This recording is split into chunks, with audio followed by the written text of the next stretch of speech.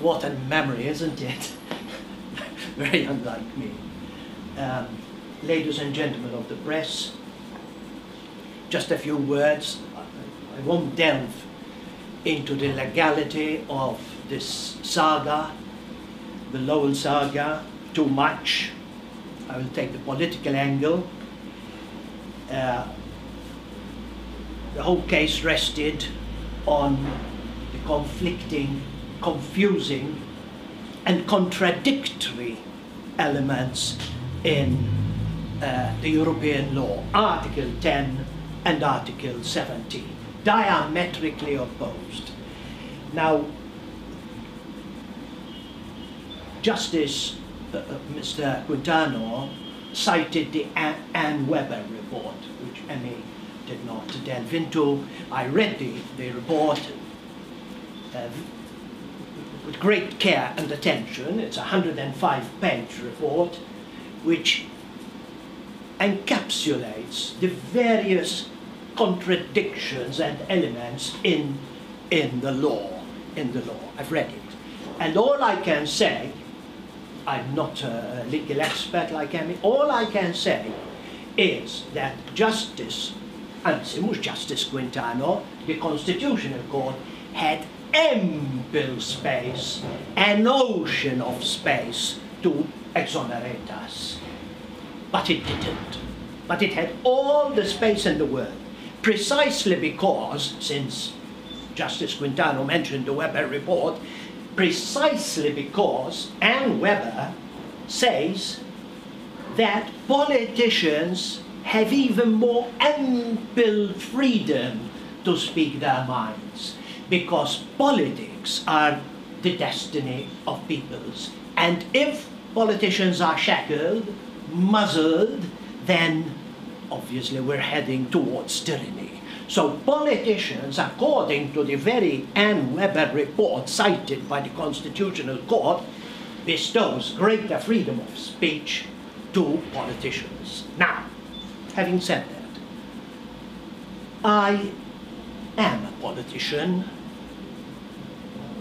I didn't garner 70,000 votes like a political picayune, an utter failure who wasted 9 years of the political life in Malta, pleading, supplicating, begging for burden sharing, an utter failure. I'm not that kind of politician. I don't have 70,000 votes for having wasted the nation's life.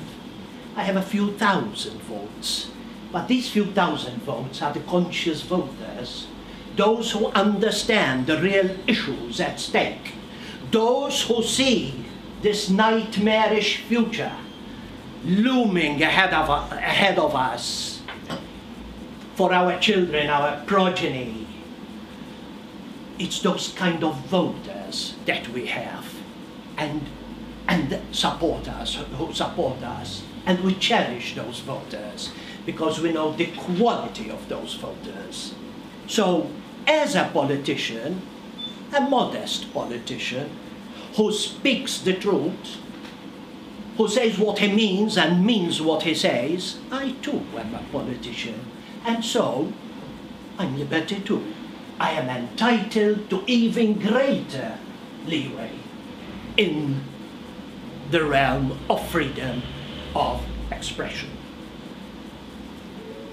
Now, in Canada, just a few weeks ago, they repealed the wicked Section 13, a tyrannical piece of legislation where even on the internet, if you say something that, inverted commas, the mere possibility that it might offend somebody or create racial hate, lands you 6 years in prison. Would you believe it?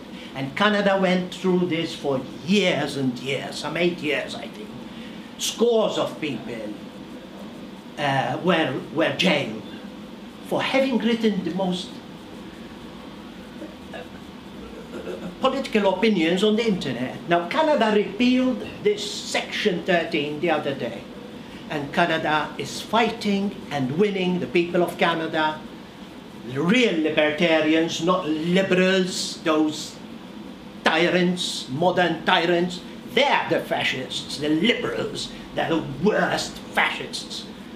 Canada is winning the battle for freedom of speech. In Malta, we are still fighting. Dr.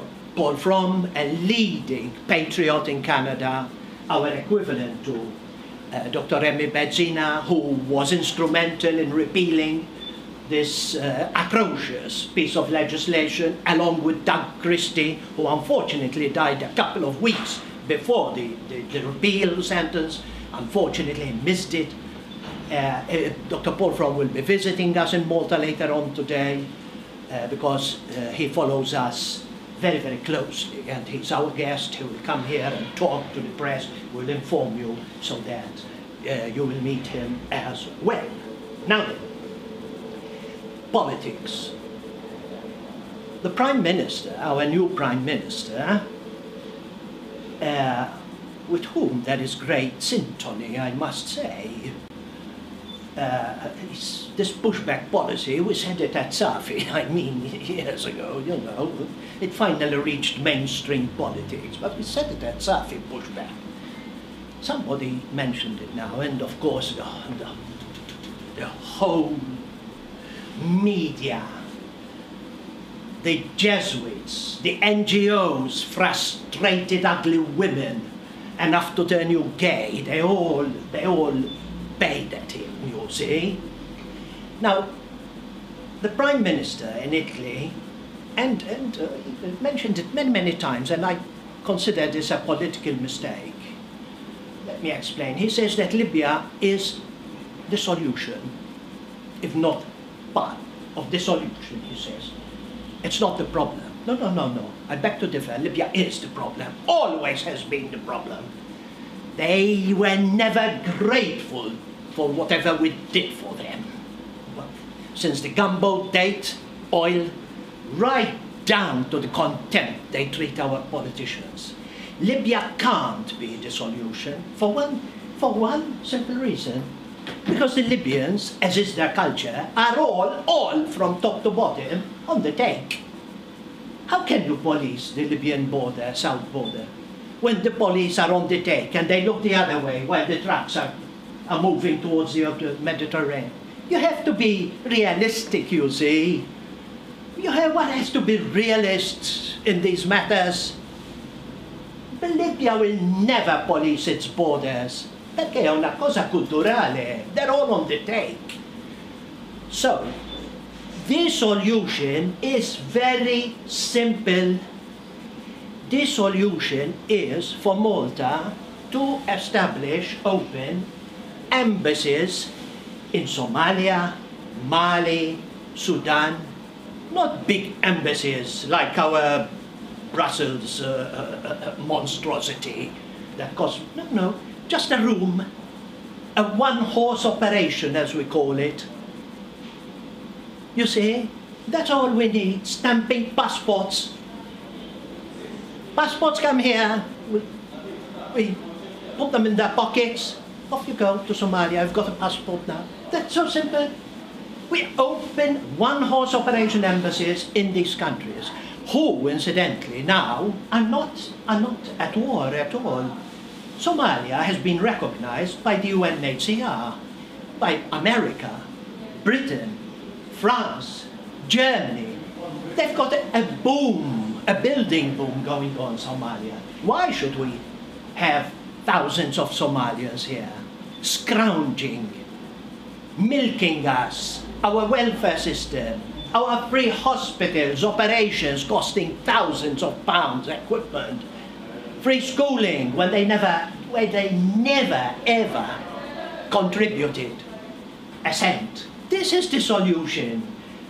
Sudan, it's now north and south. There's no problem in Sudan. Why? Because they've divided the country. Why should we have Sudanese here? Mali, what's the problem with Mali? The French, just 500 Frenchmen, pacified it. That's all. The Foreign Legion, it's pacified. Why should we have people from Mali here? Attacking the police, biting them like savages. Why should we have Malians here? So the solution is very simple. If the Prime Minister thinks that Libya is the solution, I'm afraid he is going to be disillusioned. Just like his predecessors in his own party, and even Gonzi. Yes. The Prime Minister has been to Europe and delivered described that speech. Now I can see it coming. Joseph Muscat will be taken around the EU Luna Park, up and down the slides and round the merry-go-round. There will be a lot of talk, just like what happened with the present leader of the opposition. In fact, they already told our Interior Minister, don't worry, we're going to help Malta. And then when we meet again, after summer, you will see how we will help. And in the meantime, what's going to happen? In the meantime, it's exactly the same. Vecchio ritornello. Perché? Because the powers that be behind the scenes have decreed that Malta must be destroyed as quickly as possible. They have forgotten us, these people. They destroyed Britain, France, Germany, America, the Mexican invasion. They destroyed Spain, you name it. But they had forgotten tiny Malta. A big mistake, because Malta is a sacred island, you see. And out of this sacred soil sprung the idea of Imperium Europa. So they're in a panic, because they know that Malta can save Europe. We in Malta, if I and 2 or 3 others with me are elected at the MEP election, you see, it was the last hope for these people, yes, a naive people. It's the only hope, because once there, I will unify, Malta, not I, sorry, Malta will unify all these various patriotic forces in every country in Europe. We will unify them in a formidable force, Nova Europa, New Europe, and we will change this mercantile Europe. We will create an old Europe where the regions will be free, all the various regions, 300 of them. We are not being taken seriously by Europe, even a certain contempt. President Letta, in front of the Maltese delegation, to the astonishment of everybody, from a 15-minute speech, he spent 10 minutes of it moaning that some Lega Nord Garderoli described some minister as an orangutan. That was the object of the whole, not Malta. That sort of, first things first, it's this racist statement, you see? You see what it is? This is the obsession with these people. Our retiring ex-Prime Minister, Gonzi, he left the country in tatters, shambles, scandals, corruption, 5 billion, what is shown, 5 billion in debt, and he leaves, and what is troubling him? Breaking his heart. Oh, this racism and all that, this racism. You see, it's unbelievable. It is unbelievable, this hypocritical age we are living in, you see. So, had the Prime Minister, our Prime Minister, carried on his plans and put those Somalians or whatever on those planes ready, they were ready on the tarmac, 90 hand-picked policemen were ready to take them down. By 4:30 in the afternoon, everything was ready. At 7, he lost his nerve. He lost his nerve. All the screaming, all the traitors in Malta bayed, wanted his blood, you see. And he lost his nerve, and that's it. He missed the plane, our Prime Minister. Had he sent them as he intended to, he would be a hero by now with the whole of Europe. It would have blown over because Europe cannot afford to lose Malta. Can anybody in his sane mind think that Europe will lose Malta for a boatload of Africans? Can you imagine that? Malta is very important to Europe, you see. It's very important, geopolitically, everything. So it would have blown over, but he lost his nerve, and that's it. He lost this battle. So now he will have to pay the consequences. He will be taken for a ride. And just to conclude, gentlemen, Prime Minister, when asked, I think by some journalist, does he have anything to do with our banner, this one, he said, it's disgusting. This is what I've been told, because I haven't read it myself personally, but I think he said that. What's disgusting about this? The cross, the Maltese cross, that reminds us of that great siege where a handful of us resisted the Ottoman Empire and saved Europe. We saved Europe, as we are going to save it again if Imperium Europa is elected at the MEP election. What is disgusting about this banner, I asked the Prime Minister? Is it the red and white, our national colours? O tutto l'insieme, the whole lot? Any artist will tell you that that combination of those three colours is the strongest combination of colours that exists. Any artist would tell you that. So what's wrong with it? And somebody on the press, I don't know where, he said it looks like a swastika. I think it was a letter by some idiot on the Times of Malta, or opinion, I think, by an educated idiot, who said it looks like the swastika. No, it doesn't look like the swastika. It looks like two swastikas, actually. Because the Maltese cross are two swastikas joined together, destroverse and sinistroverse. So it's two swastikas.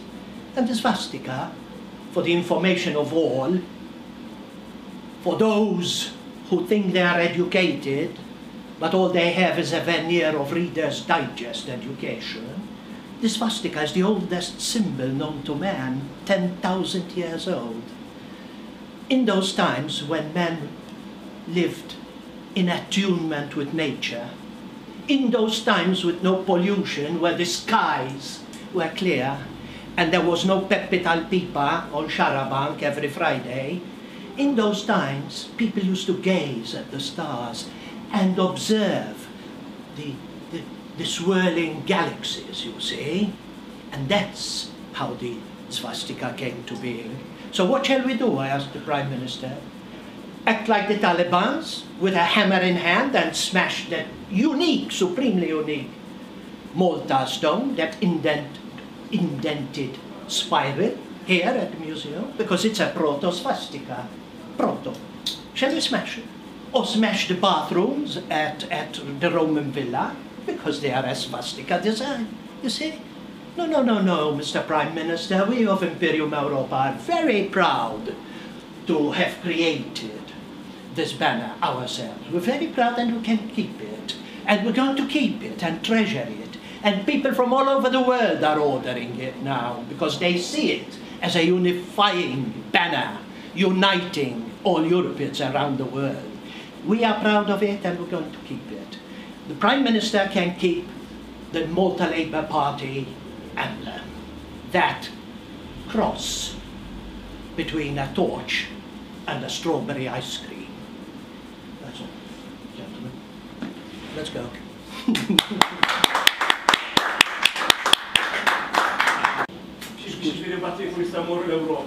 No. Europe? No. We don't betray Europe. They go back to their countries. They go back to their countries because they have the passport, because these people on the boats chuck their passports overboard.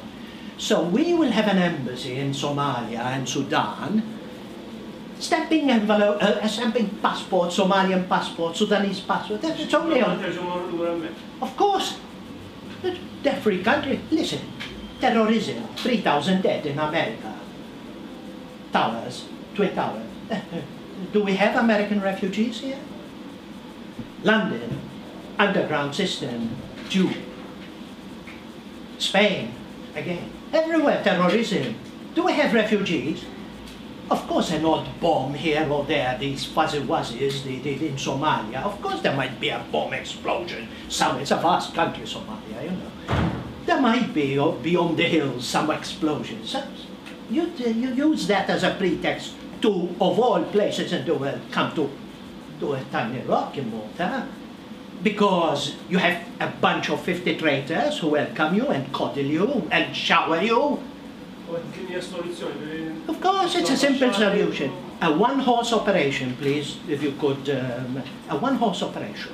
You know, like the Canadian mounted police. It'll be a one-horse operation, isn't it, when he goes in search of some train robber or something. He's on his own.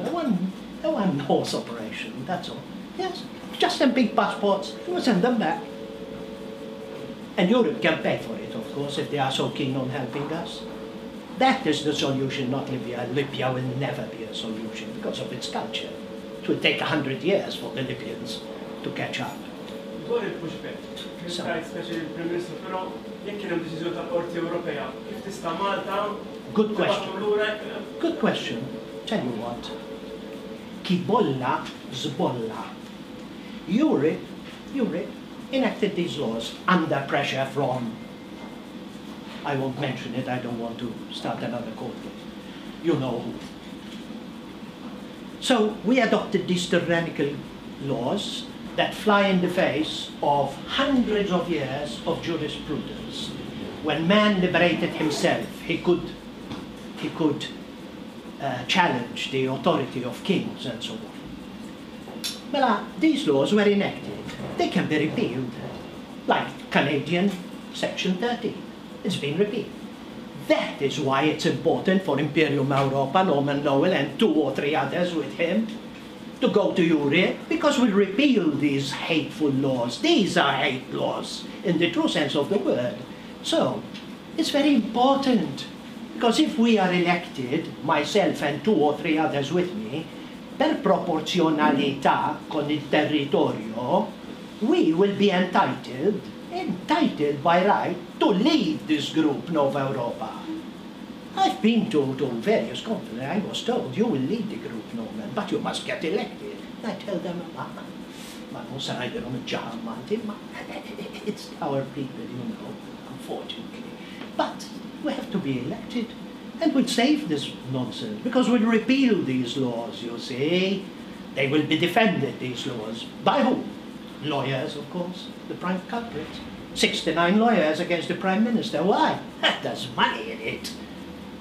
Before my case, my judgment, and he can back me up on this, there were 3 cases, pure heroin, kilo, you should know, just the head of all blacks. You see, just before I was condemned to, and they're all citing the European Court of Human Rights, and the lawyers pleading, arguing.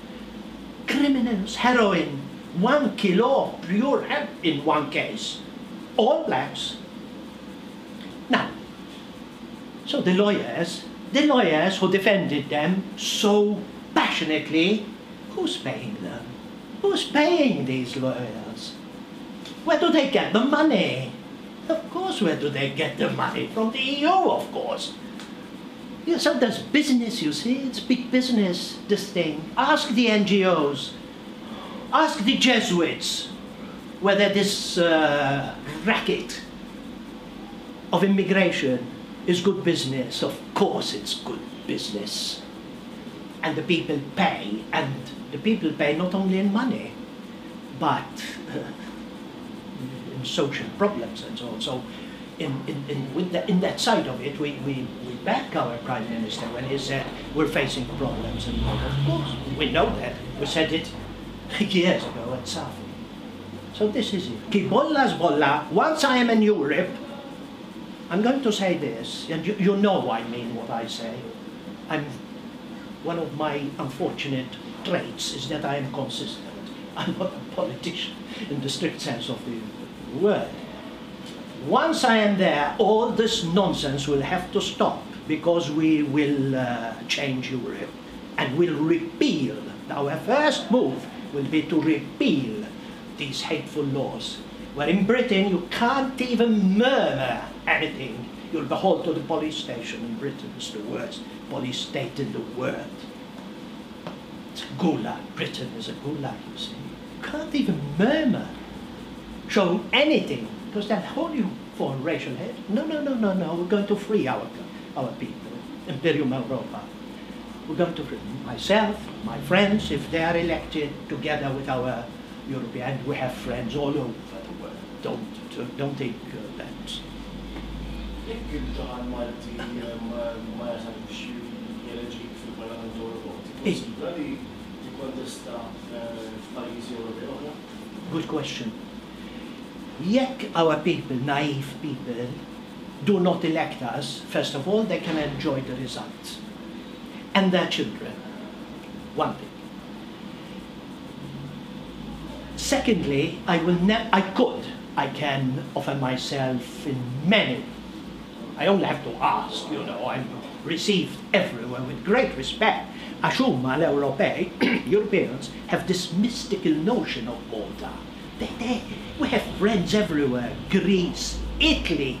I receive invitations to talk every month. But I refuse to be in Europe elected as a mercenary by another country. I expect my people to understand me, not the Italians or the French or the Germans or the Greeks. To me, it's a blemish li kolli nitla bħala mercenarju somewhere. I'm not Arnold Cassola, you know, I'm Norman Lowell. Is-sitwazzjoni tal-lum rigward l-immigranti, x'inhu n-numru ta' immigranti li għadu migratu lura? Kemm huma dan? Well, the Trickas was delighted that Europe took some 600, you know, 700 landed in the week she spoke, in 1 week. That was 5 years, and she was gloating that Europe has helped us take 600 or something.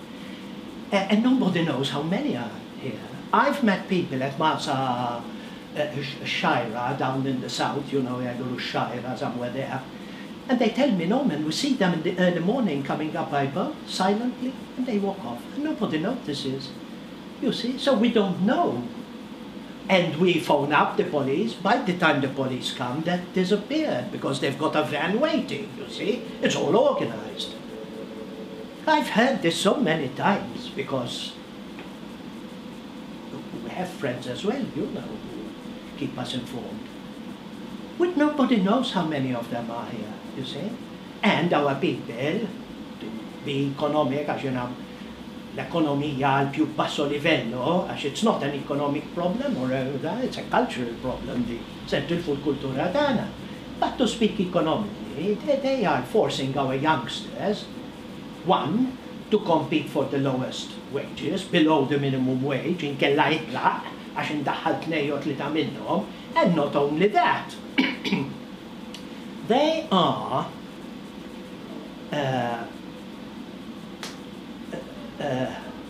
are actually a brake on progress. I'll tell you why.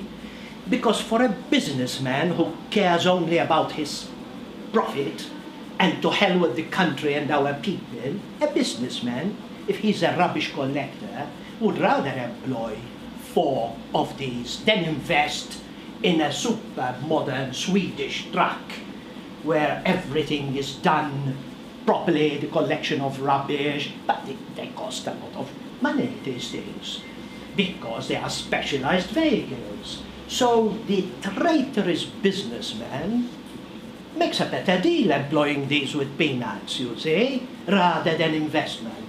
So they are actually, these people, illegal immigrants. I refuse to call them irregular. These are actually a brake to progress. They are hindering free enterprise, because the businessman will always prefer a better profit than aesthetics or greenery or pollution. These things don't matter to the businessman. You'll see that callous, especially Maltese businessmen, who are, you know, the newly rich, illiterate, most of them. You see, so this is a big problem. They are actually preventing Malta from progressing. Malta will become a Haiti in the Mediterranean in a few years' time if this tragedy keeps on unfolding. I think we've said everything. Yes. Thank you, gentlemen, for your attention. And Yes, sorry, yes, I interrupted you. Yes, it's okay. Please, I charge. Jiġbru Oh, yes, yes. sentenza